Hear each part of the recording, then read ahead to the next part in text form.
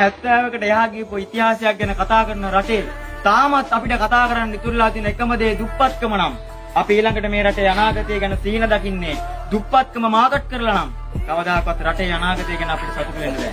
අද ඉපදෙන පොඩි දරුවා පවා මේ රටේ නායකයෙක් කියලා ඉවරයි. ඒක එහෙම වෙනකොට තාමත් වසර 2500කට එහා ගියපු ඉතිහාසයක් ගැන කතා කර වංශකබල් ගන්නවා. අපි හරි ප්‍රවුඩයි කියලා. හැබැයි ප්‍රවුඩයි නමුත් දුක්ඛයි.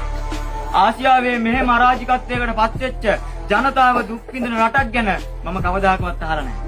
1948 අපි නිදහස ලබනකොට ලෝක බැංකුවට එක රුපියලක්වත් ණය තිබ්බේ නැහැ.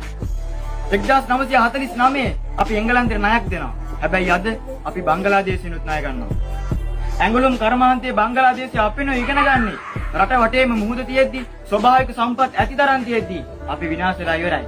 නිදානයක් උඩ බුදියගත්තු ජාතියක් බවට අපිපත් වෙලා ඉවරයි. මුළු ආසියාවටම සීනි බෙදන්න පුළුවන් කන්තලේ සීනි කර්මාන්ත ශාලාව මේ වෙනකොට පරණ යකඩ කෑලි වලට කැපිලා යනවා. රටේ ආර්ථිකයට දැවැන්ත ශක්තියක් වෙච්ච ගින්තර තුනීලෑලි සංස්ථාව, වැල්ලවත්ත රෙදිමෝල, ඇඹිලිපිටිය කඩදාසි කර්මාන්ත ශාලාව, බෝගහපතල, කාටගහපතල, එප්පාවල පොස්පේට් නිදිය, හම්බන්තොට ලුණු ලේවාය, රුණු මහගල්ල සිමෙන්ති කර්මාන්ත ශාලාව, කැලණියේ ටයර් කර්මාන්ත ශාලාව මේ සියලු සම්පත් අපේ ඇස් ඉදිරිපිට මේ වෙනකොට විනාශ වෙලා ඉවරයි. වෙන කිසි දෙයක් ඕනේ නැහැ මේ රට සංවර්ධනය කරන්න. කොළඹ වරායේ හොඳට මෙති අපේ රට සංවර්ධනය කරන්න.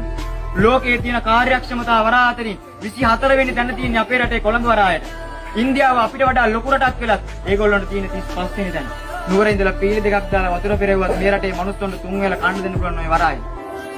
මේ රටේ ආණ්ඩුවයි, පෞද්ගලික ව්‍යවසායකයෝයි, රාජ්‍ය සේවකයෝයි මේ සියලු දෙනා එකට එකතු වුණොත් අපේ රට සංවර්ධනය කරන්න බැරිද? අපේ රට සංවර්ධනය කරන්න බෑ නම් ලෝකයේ තියෙන කිසිම රටක් සංවර්ධනය කරන්න බැරි බව මතක තියාගන්න. වැසි ජලය උපයෝගී කරගෙන වගා කරන මේ රටට ඊසාන දිග නිර්සදික මෝසම් වර්ෂා ලැබෙනවා. අතරමැදි කාලවල සංවාන වර්ෂා ලැබෙනවා. ලෝකේ සමහර රටවල් තියෙනවා අවුරුද්දටම වයින්නේ දවස් 2යි. සමහර රටවල් වලට වර්ෂාව ලැබෙන්නේ නැහැ. තවත් සමහර රටවල් තියෙනවා මාස 9ක් සූර්යාලෝකේ නැති. ඒගොල්ලන්ට සූර්යාලෝකේ තියෙන මාස 3යි. අනිත් හැම කාලයකම හිම මෙදෙන සීතල වගා කරන්න එක කන්නයි. හැබැයි අපේ රටේ ආහාර නිෂ්පාදනයේ ප්‍රධාන ප්‍රභවයේ සූර්යාලෝකය වසර පුරාම ලැබෙනවා. රට වගේ 8 ගුණයක මහා මූදක් අපිට තියෙනවා. ඒ මහා මූදේ හොයා නොගන්නාලද සම්පත් ආකාරයක් තියෙනවා.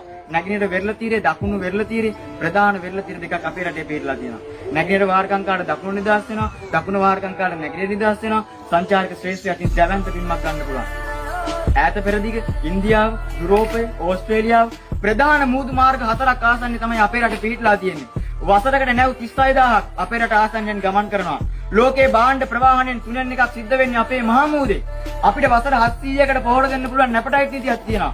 උණුගල් නිදියක් තියෙනවා. සාරවත් වෙච්ච මහා පොළවක් තියෙනවා. ඒ මහා පොළවත් එක්ක හැප්පිලා වගා කරන්න පුළුවන් මහා ගොවි ජනතාවක් ඉන්නවා. ලෝකේ තියෙන සුවඳම කුරුඳු තියෙන්නේ අපිට. ලෝකේ තියෙන සැරම ගම්මිරිස් තියෙන්නේ අපිට. ලෝකේ තියෙන රසම සහ ජනප්‍රියම තේ තියෙන්නේ අපිට. ලෝකේ තියෙන වැඩිම කාබන් ප්‍රතිශතයක් තියෙන මිනිරන් තියෙන්නේ අපිට. චීනේ තියෙන මිනිරන් වල කාබන් ප්‍රතිශතය 70කට වඩා වැඩි. හැබැයි අපේ රටේ තියෙන මිලියන වල කාබන් ප්‍රතිශතය 90කට වඩා වැඩි. මේ වර්ග කිලෝමීටර් 65000 ඇතුලේ වියලි කලාපීය වනාන්තර ටික තියෙනවා. දෙත් කලාපීය වැසි වනාන්තර ටික තියෙනවා. කැලිය සත්තු ටික ඉන්නවා. ගංගා ඇලතුල සියලි ටික තියෙනවා. රත්නපුරේ මැණික් ටික තියෙනවා. උල්මුඩියේ khනිජ වැලි ටික තියෙනවා. මන්නාරමේ තෙල් ගෑස් ටික තියෙනවා. රටකට ඕන කරන හැම සම්පතක්ම මේ රටේ තියෙනවා. ගිනි කඳු පුපුරන්නේ නැහැ. හිම කඳු කඩාගෙන වැටෙන්නේ නැහැ. භූමිකම්පා ඇති වෙන්නේ නැහැ. ඕන කරන හැම දෙයක්ම තියෙන එපා කරන කිසි දෙයක් නැති ලස්සන රටක් තමයි ලංකාව කියලා කියන්නේ. මේ රට මේ වගේ තත්ත්වයකටපත් වෙන්න ඕනේ නැහැ. මේ රටේ මිනිස්සුන්ට 3 වේල කන්න නැතුව මැරලා යන තැනට මේ රටපත් වෙන්න ඕනේ නැහැ. මේ රටේ දරුවන්ට අනාගතයක් නැති රටක් බවට මේ රටපත් වෙන්න ඕනේ නැහැ. මේ රටේ මිනිස්සු මේ රට දාලා යන තැනට මේ රටපත් වෙන්න ඕනේ නැහැ. 1948 ඉඳලා මේ වෙනකන් තාමත් අපේ රට සංවර්ධනය කරන්න බැරි වුණේ. උතුරේ ඉඳලා දකුණට යන දවසක් ගත වෙන්නේ මේ පුංචි රට තාමත් අපිට සංවර්ධනය කරගන්න බැරි වුණේ ආත්මාර්ථකාමී මිනිසුන්ගේ හැඟීම් නිසාමයි. එදා ලීකියා නිව් සිංගප්පූරුව හදන්න පටන් ගද්දී ඒක නිකන් සෝනක් වගේ හිස් මුඩුබිමක්.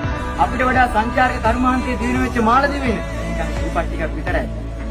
දේශ ප්‍රේමයක් දුකනන කන මිනිස්සු ඉන්න රටක ඒ රට සංවර්ධනය කිරීම උදේ සීනයක් විතරයි.